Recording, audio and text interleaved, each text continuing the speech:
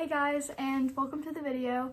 My name is Emma, and thank you so much for tuning in to day 19, I think, of our Bible reading plan, Set Sail with Grace Harbor. I apologize for any noise upstairs. We live on a multiple-story house, and I can't escape noise of people walking upstairs. So today we read Genesis 22 through 24, and there are 3 different chapters with 3 different stories, so I'm going to kind of separate this video into 3 little pieces and just do a little recap and also talk about if I gleaned anything from what we read today. So in Genesis 22, we talk about the sacrifice of Isaac, and this one was, even though like everyone's heard this one before, it is a tough read because I am a child of a father, and if my father was told, even though I'm not a son, but like if my father was told to go and kill me, I mean, I would be terrified. I would be like, is that really like the Lord like telling him to do that? Like that would be scary for me, and it would be scary for him too, and just all of us. And I know that it was different back then and there were like sacrifices and things, but it's just crazy to think like, what if I was in that situation, and what if my dad was in that situation? Like how scary that would be for the both of us. And it just really makes you see how much this man loved the Lord. The fact that he would give up his only son, foreshadowing, for good, for the Lord.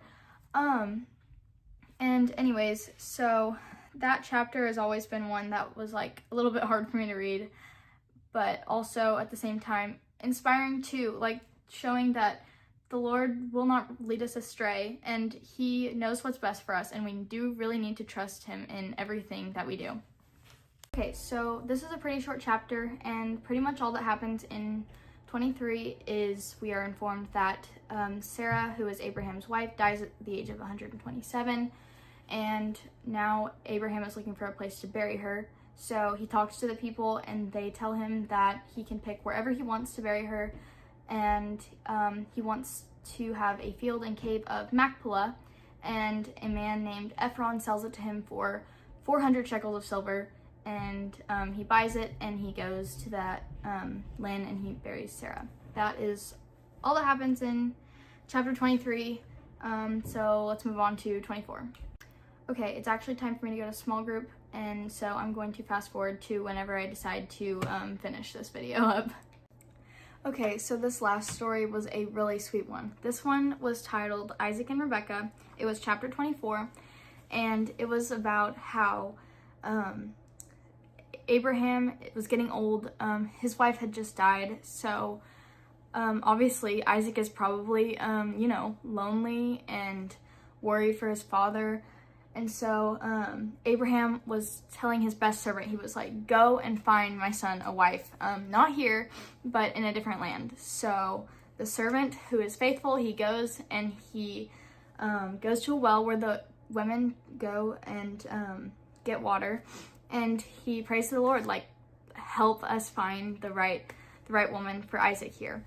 And lo and behold, everything that he prayed for came true, and he found this girl named Rebecca.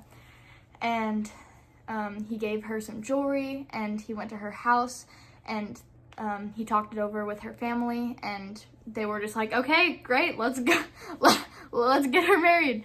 And something I thought was interesting was the fact that they were like, the parents were like, can she stay here for like, I don't know, 10 days at least, because she's our child? And he was like, nope, she's coming with me. And so they were like, okay then, have fun, I guess. And so the servant takes Rebecca, and she meets Isaac, and they get married. Sweet story. And it says at the end, the last verse in it, it says, so Isaac was comforted after his mother's death. And I was just, I don't know, I thought that was so sweet. And I thought that those were a great 3 chapters, and I hope you did too. And anyways, the Lord is so good, and I am praying for you guys. I hope that y'all are enjoying this Bible reading program, and good job for sticking through it and doing a great job. I hope you guys all have a lovely day, and goodbye.